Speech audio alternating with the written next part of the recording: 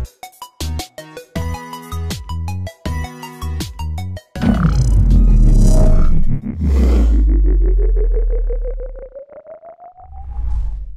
semuanya, bagi sama gue Luis di Connect Tadi. Jadi belakangan ini udah rilis cukup banyak prosesor dan juga VGA card. Cuman di video kali ini gue nggak akan ngebahas soal itu, tapi masih soal rakit PC. Jadi di video kali ini gue dibantu sama FSP untuk bikin guide kira-kira hal apa aja yang perlu kita perhatiin waktu kita memilih sebuah power supply untuk PC kita. Karena seperti yang kita tahu, kalau misalkan memilih power supply itu cukup berbeda dengan komponen lain, contohnya kayak prosesor ataupun VGA card. Kalau misalnya prosesor atau VGA card itu milihnya mungkin lebih gampang karena semua performanya itu bisa dinilai dari benchmarknya atau bisa dinilai dengan angka. Contoh kalau misalnya kita main game ya berarti kita tinggal lihat kira-kira frame rate-nya sebesar apa. Lalu kalau misalnya kita mau lihat dari software tertentu yang mau kita pakai, itu bisa dinilai dari benchmark sintetis dan juga ada dari segi faktor budget dan juga dari segi estetik kalau misalnya kita mau beli kedua hal tersebut. Cuman kalau power supply ini beda karena kita harus mikirin yang namanya kapasitas, lalu ada yang namanya efisiensi, dan juga kira-kira apakah power supply yang kita pakai ini bisa awet tahan lama untuk jangka panjangnya. Karena sebenarnya kita tahu kalau misalkan kita mau membeli sebuah power supply tapi power supply-nya itu kurang bagus atau abal-abal, ya nanti itu semua akan menuntun kita kepada kembang api gitu. Jadi ya untuk mencegah hal tersebut, mungkin di video kali ini gue akan ngebahas lebih lanjut soal bagaimana cara membeli power supply yang tepat. Jadi ya langsung aja gue mulai, tapi sebelum gue mulai ada pesan dulu dari sponsor.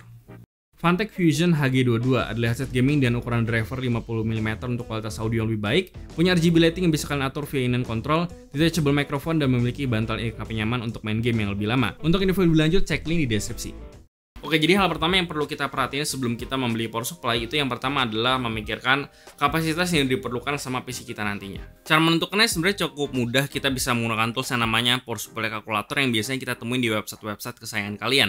Di situ kita tinggal memasukkan komponen-komponen PC yang kemungkinan bakal kita pakai dan nanti akan keluar rekomendasi kapasitas power supply yang diperlukan. Selain dari PSU calculator, sebenarnya kalian juga bisa lihat dari rekomendasi VGA card kalian. Karena biasanya di VGA card itu entah di box atau di websitenya itu ada rekomendasi power supply-nya, karena si VGA card itu punya kebutuhan power yang biasa lebih dominan dibandingkan dengan komponen lain, tapi itu tergantung juga dengan pilihan atau kombinasi komponen yang kalian pakai di PC kalian. Hal kedua yang perlu kita lihat dari spek sebuah power supply itu adalah tingkat efisiensi. Tingkat efisiensi ini udah ada standarnya, jadi tinggal kita pahamin aja artinya. Standar efisiensi ini namanya adalah 80 plus atau 80 plus, biasanya bakal ada di website, box, sampai ke stiker power supply-nya. Standar 80 plus ini berarti si power supply harus punya efisiensi minimum 80% pada saat power supply dikasih beban 20%, 50%, dan juga 100% dari kapasitasnya.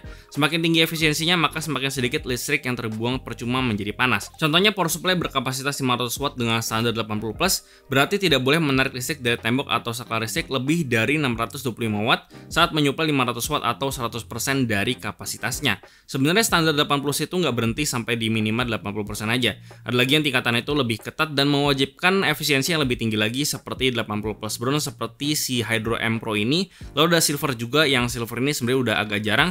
Lalu ada gold seperti di Dagger dan juga Hydro G Pro, di platinum seperti si Hydro Pad M Pro. Dan yang paling atas itu ada yang namanya titanium yang dimana efisiensinya itu harus di atas 90%, bahkan saat beban itu 10%. Nah, perlu diperhatikan juga mengenai efisiensi ini, nanti bakal berhubungan dengan penentuan kapasitas juga, dikarenakan efisiensi maksimal biasanya itu dicapai saat beban kerja PSU berada di kisaran 40% sampai 60%. Tapi itu tergantung si power supply-nya juga. Biasanya orang menargetkan untuk beli power supply dengan kapasitas yang lebih supaya saat semua komponen butuh supply yang maksimal, power supply-nya cuma bekerja pada range sekitar 40 sampai 60% itu. Ini bisa kalian cek di website-nya masing-masing si power supply-nya. Tapi sebenarnya perbedaan efisiensi ini sangat minimum banget. Misal kalau kita ambil contoh power supply dari FSP Hydro G Pro 850 watt ini, grafik efisiensinya itu dari website-nya seperti ini. Bisa dilihat perbedaan saat beban kerja 50% dan 100% itu nggak terlalu beda jauh, hanya berbeda sekitar 1-2%. Jadi sebenarnya sih nggak perlu bela-belain beli power supply yang kapasitasnya lebih besar atau lebih kecil, cuma untuk sekedar menghemat listrik 1-2%. Apalagi kalau kalian sehari-hari cuma bakal browsing atau cuma main game aja.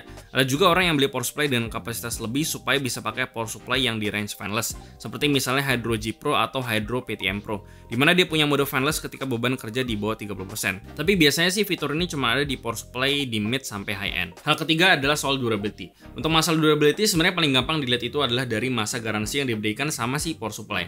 Karena semakin banyak masa garansi, maka si merek dari power supply itu semakin pede bahwa si produknya ini nantinya bakal bisa bertahan lama. Karena ya pastinya si merek dari power supply itu udah melakukan serangkaian banyak tes dan juga tentunya mereka nggak asal dalam memberikan masa garansi. Lalu berdasarkan dari yang gue sempat tanya ke FSP, mereka itu punya setidaknya 3 key factor dalam menentukan masa garansi.